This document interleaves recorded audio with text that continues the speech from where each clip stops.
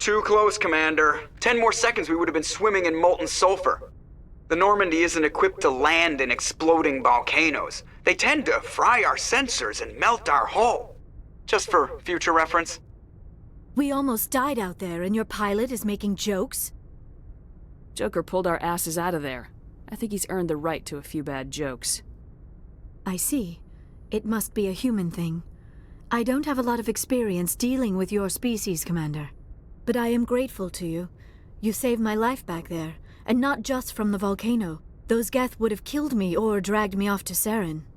What did Saren want with you? Do you know something about the conduit? Only that it was somehow connected to the Prothean extinction. That is my real area of expertise. I have spent the past 50 years trying to figure out what happened to them. Just how old are you exactly? I hate to admit it, but I am only 106. Damn! I hope I look that good when I'm your age. A century may seem like a long time to a short-lived species like yours, but among the Asari I am barely considered more than a child. That is why my research has not received the attention it deserves. Because of my youth, other Asari scholars tend to dismiss my theories on what happened to the Protheans. I've got my own theory on why the Protheans disappeared. With all due respect, Commander, I have heard every theory out there. The problem is finding evidence to support them. The Protheans left remarkably little behind. It is almost as if someone did not want the mystery solved. It is like someone came along after the Protheans were gone and cleansed the galaxy of clues. But here is the incredible part. According to my findings, the Protheans were not the first galactic civilization to mysteriously vanish. This cycle began long before them. Where'd you come up with this theory? I thought there wasn't any evidence. I have been working on this for 50 years. I have tracked down every scrap and shred of evidence. Eventually, subtle patterns start to emerge, patterns that hint at the truth. It is difficult to explain to someone else. I cannot point to one specific thing to prove my case. It is more a feeling derived from a half-century of dedicated research. But I know I'm right, and eventually I will be able to prove it. There were other civilizations before the Protheans. This cycle has repeated itself many times over. If the Protheans weren't the first, then who was? I don't know. There is barely any evidence on the Protheans, even less on those who came before them. I cannot prove my theory, but I know I am right. The galaxy is built on a cycle of extinction. Each time a great civilization rises up, it is suddenly and violently cast down. Only ruins survive. The Protheans rose up from a single world until their empire spanned the entire galaxy. Yet even they climbed to the top on the remains of those who came before. Their greatest achievements, the mass relays and the Citadel, are based on the technology of those who came before them. And then, like all the other forgotten civilizations throughout galactic history, the Protheans disappeared. I have dedicated my life to figuring out why. They were wiped out by a race of sentient machines, the Reapers. The Reapers? But I have never heard of. How do you know this? What evidence do you have? There was a damaged Prothean beacon on Eden Prime. It burned a vision into my brain. I'm still trying to sort out what it all means. Visions? Yes, that makes sense. The beacons were designed to transmit information directly into the mind of the user. Finding one that still works is extremely rare. No wonder the Geth attacked Eden Prime. The chance to acquire a working beacon, even a badly damaged one, is worth almost any risk. But the beacons were only programmed to interact with Prothean physiology. Whatever information you received would have been confused, unclear. I am amazed you were able to make sense of it at all. A lesser mind would have been utterly destroyed by the process. You must be remarkably strong-willed, Commander. This isn't helping us find Saren, or the conduit. Of course, you're right. I am sorry, my scientific curiosity got the better of me. Unfortunately, I do not have any information that could help you find the conduit, or Saren. I don't know why Saren wanted you out of the picture, but I think we'll be a lot better off if we bring you along. Thank you, Commander. Saren might come after me again. I cannot think of anywhere safer than here on your ship. And my knowledge of the Protheans might be useful later on. And her biotics will come in handy when the fighting starts. Good to have you on the team, Liara. Thank you, Commander. I am very grateful. Oh, I am afraid I am feeling a bit lightheaded. When was the last time you ate? Or slept? Dr. Chakwa should take a look at you. It is probably just mental exhaustion, coupled with the shock of discovering the Protheans' true fate. I need some time to process all this. Still, it could not hurt to be examined by a medical professional. It will give me the chance to think things over. Are we finished here, Commander? We can talk again after you've seen the doctor. The rest of you, dismissed. Mission reports are filed, Commander. You want me to patch you through to the Council? Patch him through, Joker. Setting up the link now, Commander. We've received your report, Commander. I understand Dr. Tassoni is on the Normandy. I assume you're taking the necessary security precautions. Liara's on our side. The Geth were trying to kill her. Benezia would never allow Saren to kill her daughter. Maybe she doesn't know. Or maybe we don't know her. We never expected she could become a traitor. At least the mission was a success. Apart from the utter destruction of a major Prothean ruin. Was that really necessary, Shepard? The Geth were crawling all over those ruins. We were lucky to make it out alive. Of course, Commander. The mission must always take priority. Good luck, Commander. Remember, we are all counting on you.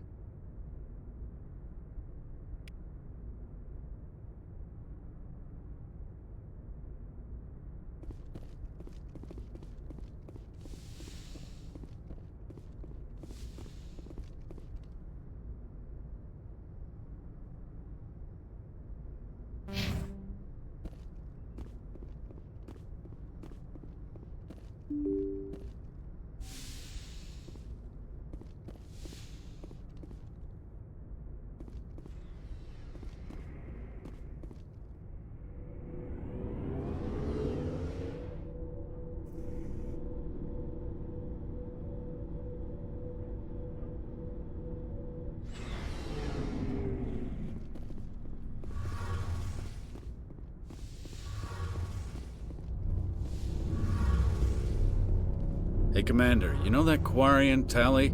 She's been spending all her time down here asking me about our engines. I'll tell her to leave you alone. What? No, she's amazing. I wish my guys were half as smart as she is. Give her a month on board and she'll know more about our engines than I do. She's got a real knack for technology, that one. I can see why you wanted her to come along.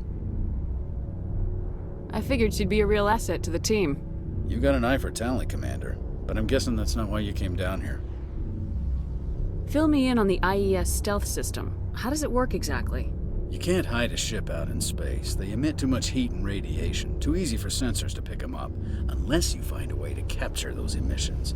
So our stealth systems trap the energy we give off in storage sinks built into the ship itself. No emissions to give away our location. Eventually the sinks have to be vented. More than a few hours silent running and they overheat. Cook us inside our own hull. There's no way for anyone to detect us? A visual scan can still pick us up. Anyone looking out a window can see us plain as day. But you have to be pretty close to get an actual visual out in space. Most vessels rely on scanners. As long as the stealth systems are engaged, they can't see us. Not unless we accelerate to FTL speeds. Why doesn't it work with faster-than-light travel? Cranking up to FTL blue shifts our emissions, pushes them into frequencies too high to capture in the sinks. As soon as we make the jump, it's like setting off a flare. Sensors can pick up our location whenever we enter or exit FTL flight, but for short-range missions, our stealth systems are amazing, and we've got the only one. I want to know more about the Normandy. She's the best ship I've ever served on, probably the fastest vessel ever designed, and she's the only one using the new Tantalus drive core. What's so special about the Tantalus drive core? Proportionally, it's about twice the size of any other vessel. Not only are we faster, but we can run at FTL speeds longer before we have to discharge the core. Carry on, Adams. Aye, aye, Commander. Your ship's amazing, Shepard. I've never seen a drive core like this before. I can't believe you were able to fit it into a ship this small. I'm starting to understand why you humans have been so successful. I had no idea Alliance vessels were so advanced. The Normandy's a prototype, cutting-edge technology.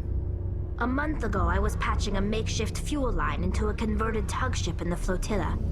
Now, I'm sitting on board one of the most advanced vessels in Citadel space. I have to thank you again for bringing me along. Traveling on a vessel like this is a dream come true for me. I had no idea you found ship technology so interesting. It comes with being a Quarian. The migrant fleet is the key to the survival of my people. Ships are our most valuable resource. But we don't have anything like this. We make do with cast-offs and second-hand equipment. We just try to keep them running for as long as we can.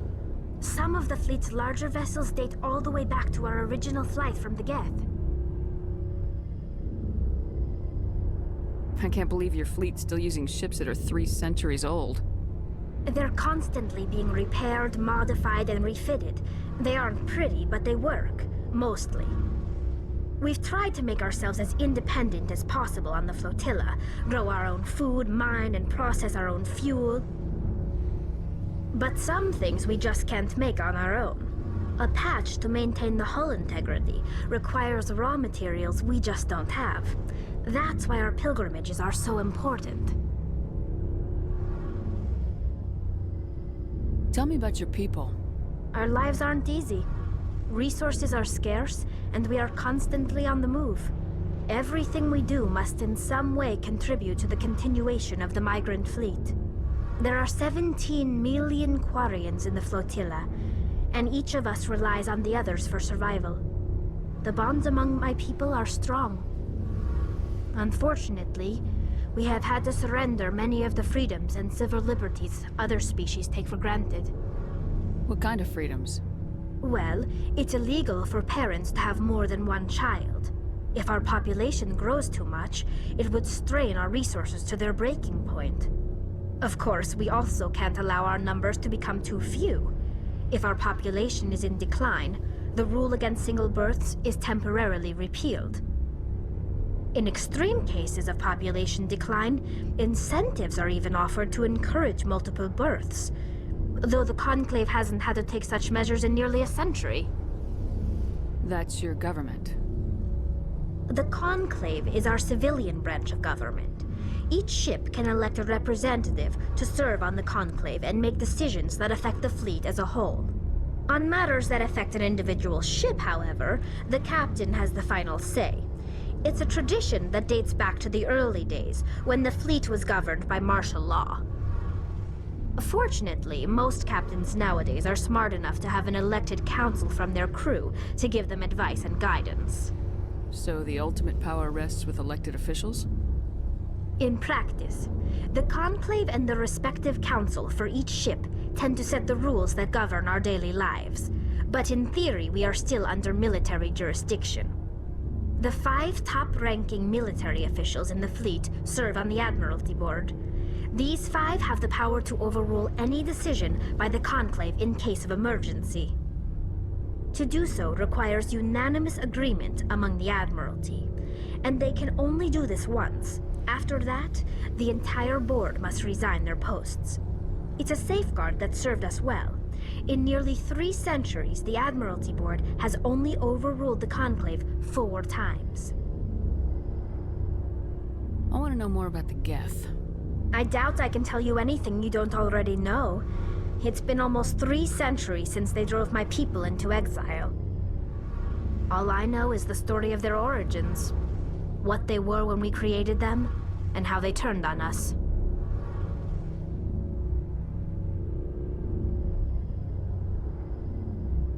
Interesting. The Geth were originally created to serve as an automated manual labor force. Initially, their intelligence was as limited as any VI. Over time, we made small modifications to their programming to allow them to perform more varied and complex tasks, bringing them closer and closer to true AI status. How come the Council didn't step in and stop you? This wasn't true AI research. We may have been skirting the bounds of the law, but we never did anything that was actually illegal. The changes were so insignificant, so gradual, that we were able to control them. Or so we thought. But one thing we underestimated was the power of the neural network. 1 million Geth thinking simultaneously created an inherently unstable matrix. So the Geth share brainpower? Many of the Geth's logic systems were designed to work in concert with other nearby Geth. Basically, the more of them you have in a group, the smarter they are. So there's some sort of group consciousness? No, nothing like that. They cannot share sensory data or information. Their programming cannot handle that much simultaneous input. Each Geth maintains an individual awareness and identity. The neural network only operates on a process-based level. It's basically the synthetic equivalent of a subconscious. But when they're in close proximity, they can coordinate low-level functional processes, freeing up more capacity for original or independent thought.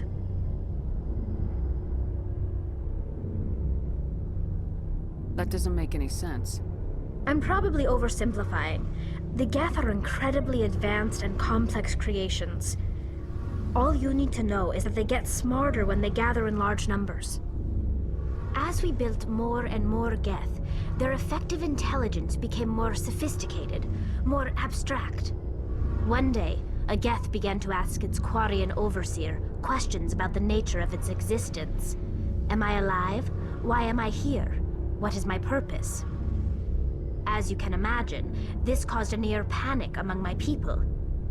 I don't see what's so bad about those questions. The Geth were created to engage in mundane, repetitive, or dangerous manual labor. That's fine for machines, but it won't satisfy a sentient being for long. The Geth were showing signs of rudimentary self-awareness and independent thought. If the Geth were intelligent, then we were essentially using them as slaves. It was inevitable the newly sentient Geth would rebel against their situation. We knew they would rise up against us, so we acted first.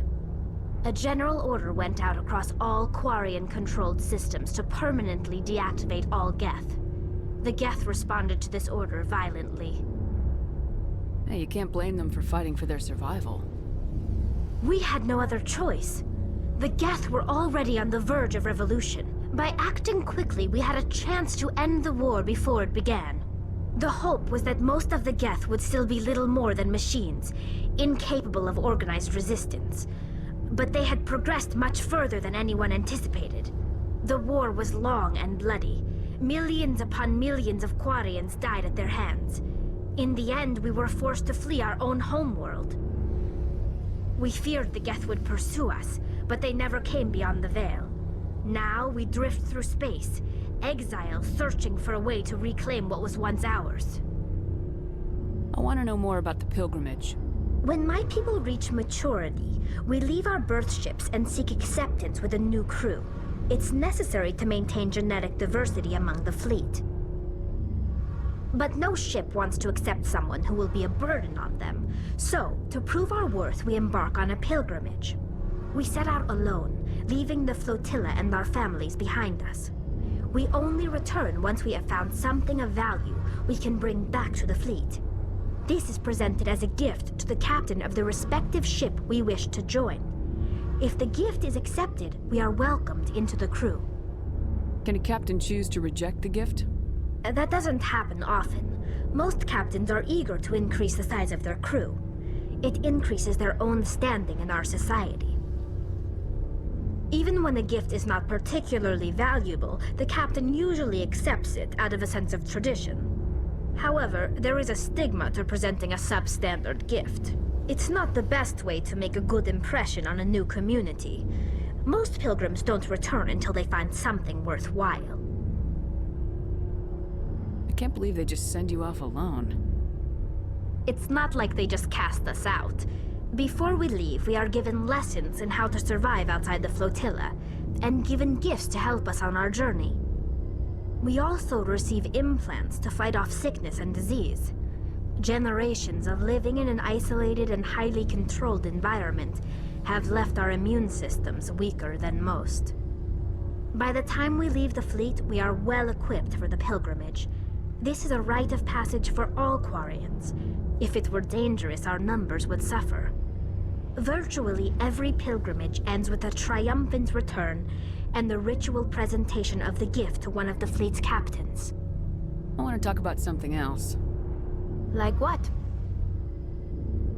I should go. See you later.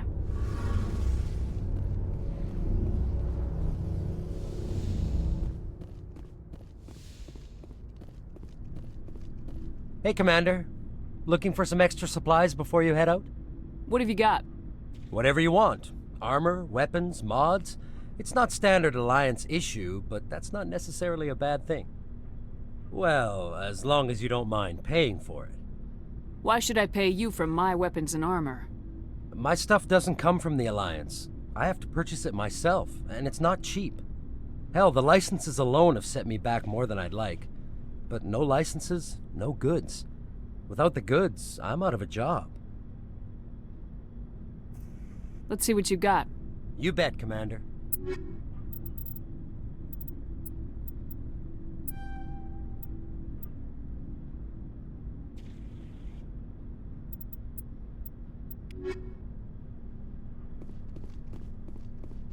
Commander, nice work out there. I knew working with the Spectre would be better than life at CSEC. Have you worked with the Spectre before? Well, no, but I know what they're like. Spectres make their own rules. You're free to handle things your way. At CSEC, you're buried by rules. The damn bureaucrats are always on your back. For the most part, the rules are there for a reason. Maybe. But sometimes it feels like the rules are only there to stop me from doing my work. If I'm trying to take down a suspect, it shouldn't matter how I do it, as long as I do it. But CSEC wants it done their way. Protocol and procedure come first. That's why I left. So you just quit because you didn't like the way they do things? There's more to it than that. It didn't start out bad, but as I rose in ranks, I got saddled with more and more red tape. CSEC's handling of Saren was typical. I just couldn't take it anymore. I hate leaving. I hope you made the right choice. I'd hate for you to regret it later. Well, that's sort of why I teamed up with you. It's a chance for me to get off the Citadel, see how things are done outside CSEC. Either way, I plan to make the most of this. And without CSEC headquarters looking over my shoulder, well, maybe I can get the job done my way for a change. If getting the job done means endangering innocent people, then no. We get the job done right, not fast. Got it? I wasn't trying to... I understand, Commander.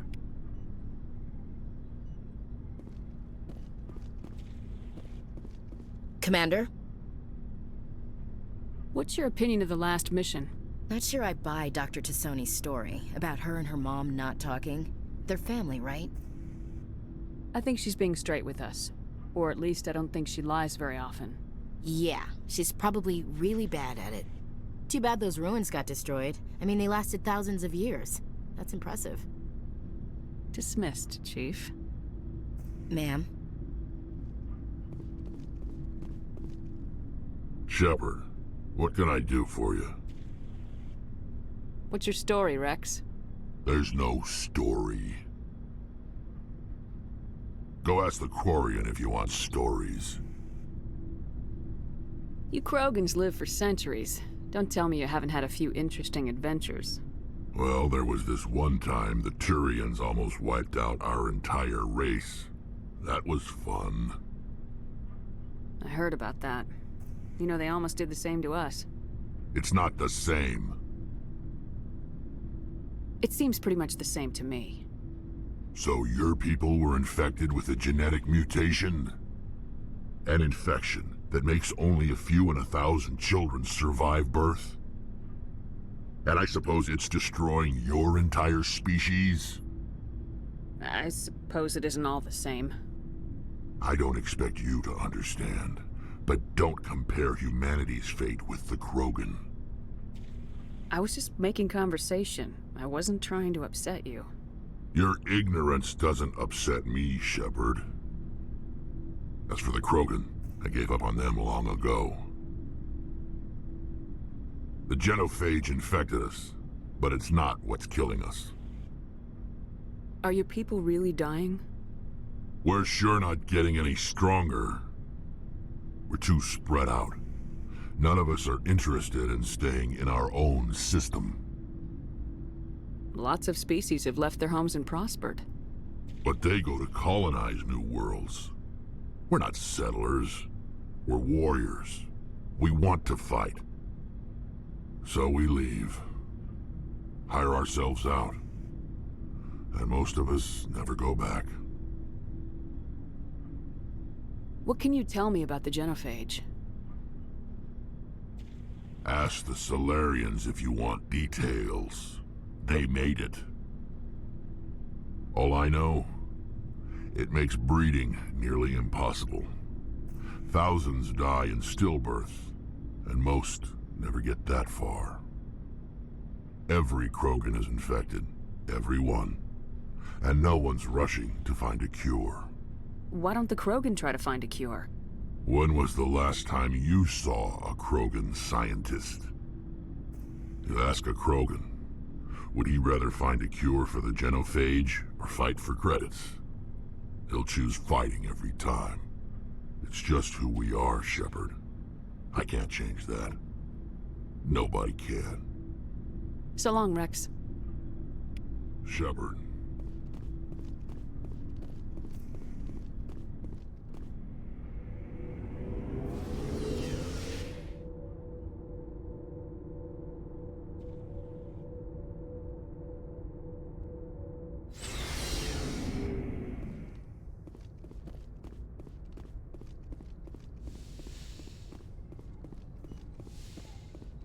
Yes, Commander?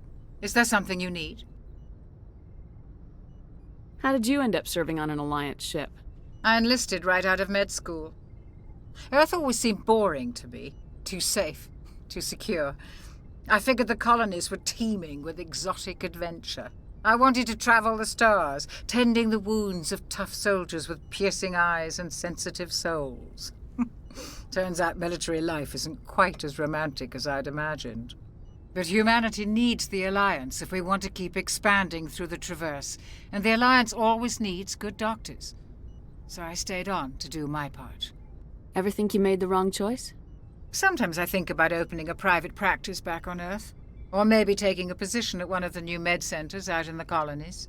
But there's something special about working on soldiers. If I left the Alliance now, I'd feel like I was abandoning them. How well do you know the Lieutenant? I'd never worked with him before this mission. But he has an impressive service record, over 12 special commendations. Tends to keep to himself, though. Maybe because of the headaches. It's not easy being an L2. What does that have to do with it? Well, most biotics now use the L3 implants. Lieutenant Alenko was wired with the old L2 configuration. Sometimes there are complications.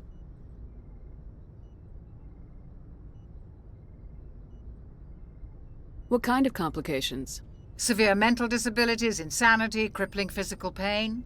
There's a long list of horrific side effects. Caden's lucky. He just gets migraines.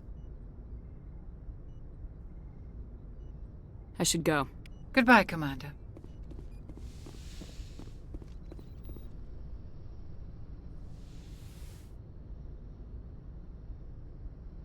Commander, are you coming to check up on me? You look much better. How are you feeling? Dr. Chakwas assures me I am going to be fine. I was impressed with her knowledge of Asari physiology. You're in good hands. Dr. Chakwas knows what she's doing. I never properly thanked you for saving me from the Geth, Commander. If you hadn't shown up, I'm just glad we got there in time. So am I. I know you took a chance bringing me aboard this ship. I have seen the way your crew looks at me. They do not trust me. But I am not like Benezia. I will do whatever I can to help you stop Saren. I promise.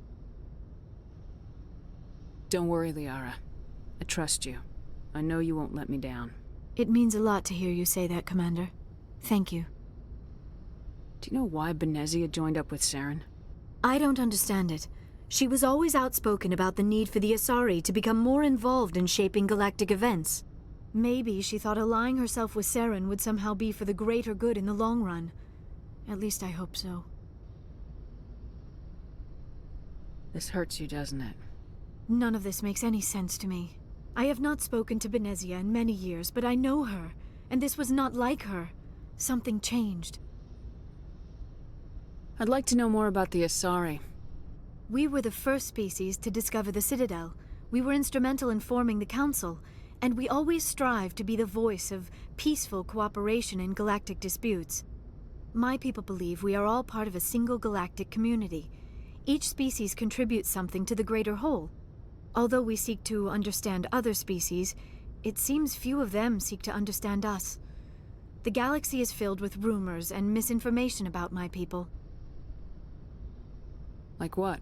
Most of the inaccuracies are centered around our mating rituals. My species is monogendered. Male and female have no real meaning for us. We still require a partner to reproduce. This second parent, however, may be of any species and any gender.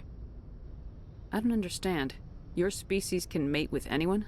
Mating is not quite the proper term, not as you understand it. Physical contact may or may not be involved, but it is not an essential element of the union. The true connection is mental. Our physiology allows us to meld with other beings. We can touch the very depths of their minds.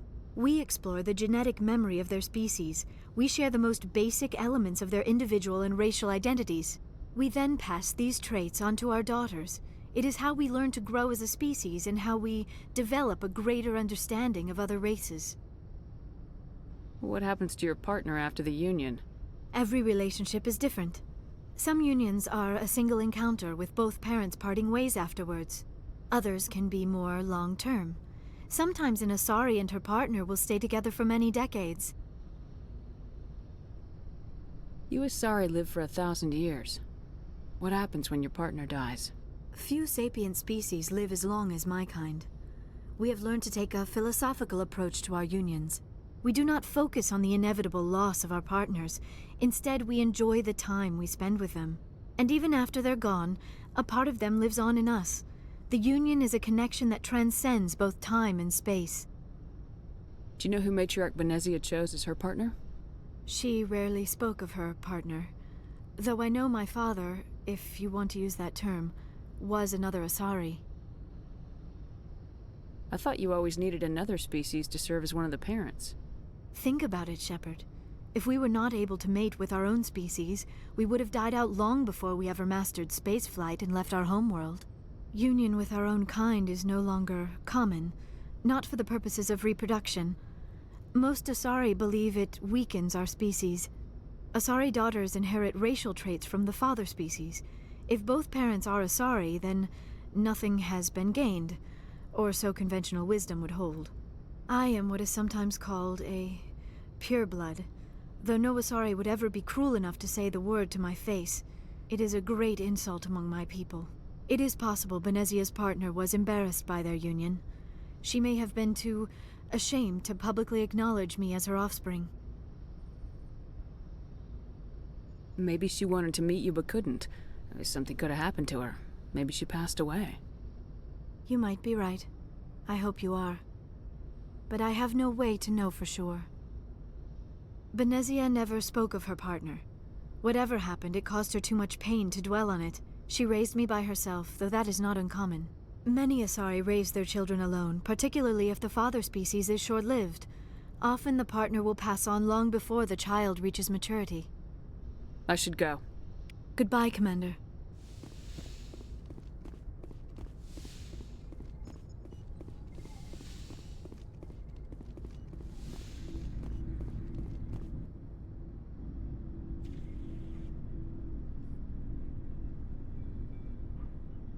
Commander, do you have a minute? I always make time for my officers. Off the record, I think there's something wrong here. This Saren is looking for records on some kind of galactic extinction, but we can't get backup from the Council? Sorry, Commander. There's writing on the wall here, but someone isn't reading it. The Council doesn't want to believe anything's wrong. I'd call it human nature, but... I hear you. It just seems like a group that's been around as long as the Council should see this coming. I mean, it's funny, we finally get out here, and the final frontier was already settled. And the residents don't even seem impressed by the view. Or the dangers. Well, well. You're a romantic. Did you sign on for the dream, Malenko? Secure a man's future in space?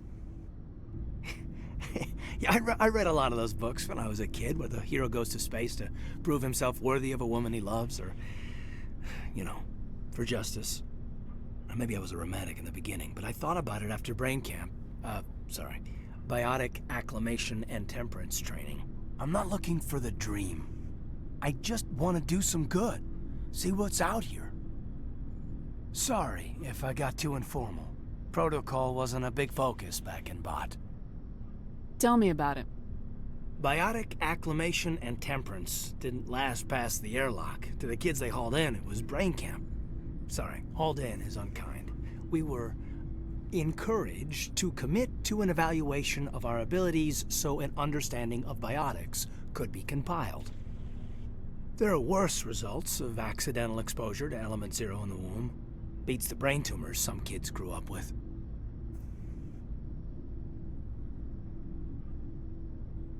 Is there some question about how you were exposed? My mother was downwind of a transport crash. It was before there were human biotics, a little after the discovery of the Martian ruins. It only gets iffy around 63 when Kinetics was running out of first-gen subjects. Until then, they'd relied on accidentals. A bunch of guys in suits show up at your door after school, and next thing you know, you're out on Jump Zero. Jump Zero is Gagarin Station, right? What's it like?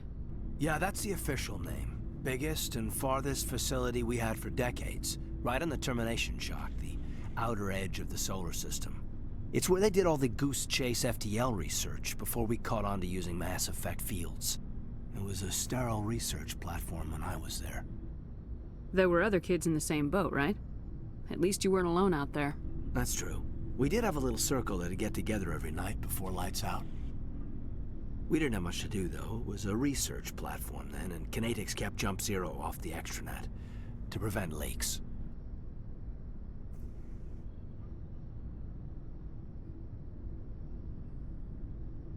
You know of any intentional exposures for certain? No one knows. Doesn't mean they didn't happen. As big as the exposures were, it was hard to track down accidentals. It was different then. No one knew the potential, so there wasn't a lot of regulation. Anything Kinetics did was gold. I'm not saying they intentionally detonated drives over our outposts, but in retrospect, they were damn quick on the scene. Jump Zero's a long way from home. What was it like? The grand gateway to humanity looks a lot better in the vids. Anyway, this was supposed to be a casual debrief, not a bull session about stuff that happened years ago. We have to depend on each other in combat. I like knowing what kind of man I have at my back. I understand, ma'am. I won't let you down. You, make a habit of getting this personal with everyone? Of course, but I don't enjoy it with everyone. We'll talk again later. I'll need some time to process that, Commander. But, yeah, I'd like that.